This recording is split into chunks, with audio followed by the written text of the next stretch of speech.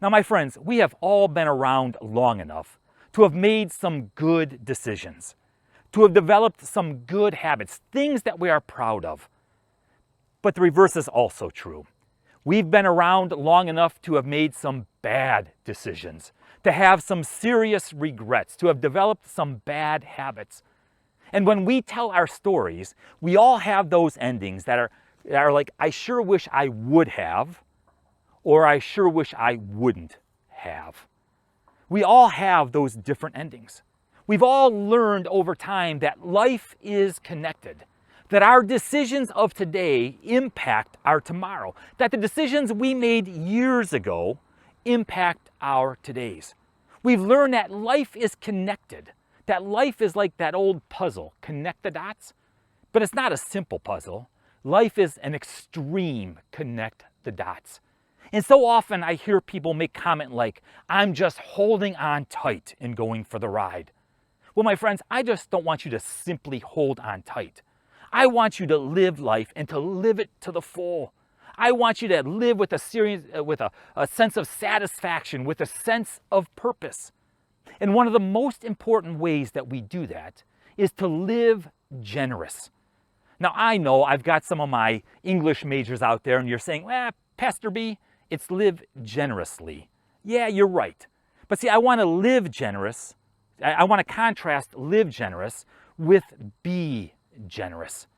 See, when we live generous, you're going to save more money, you'll give more money, you'll consume less, and you will be less consumed.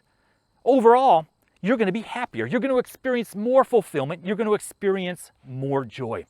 In fact, Jesus himself said, it is more blessed to give than to receive. And so this morning, I'm going to call my shots. I'm going to press you. And I'm going to press you kind of hard to live generous. I want to challenge you to live generous, because so often we confuse generous with random acts of giving. You know, live generous and be generous. Be generous, well, that's just kind of random acts of giving. And all of us, we all like to give. All of us give. But when we are simply be generous, those random acts of giving, it's just simply that. It's random. And so often it's spontaneous. Spontaneous means it's a sudden inner impulse that we have.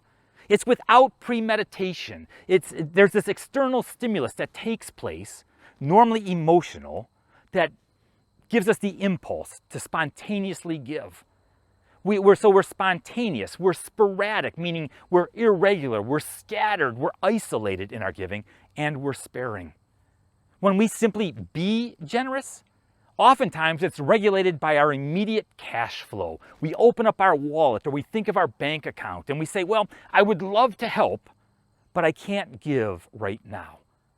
And how often we can rationalize it and justify it in our minds. You know, I think it's interesting, in Luke chapter 21, Jesus says that generosity is not the amount. Remember the story of the widow's mite, where Jesus was standing in the temple courts, and this poor woman went up and she basically gave all that she had. And Jesus said that woman gave more than all of the wealthy people standing there. They all gave out of their surplus, but she gave out of everything she had. In our culture, we can confuse amounts with generosity. But Jesus said, no, it's not the amount, it's the percentage. So see, this morning, I want to challenge you to live generous, to live generously.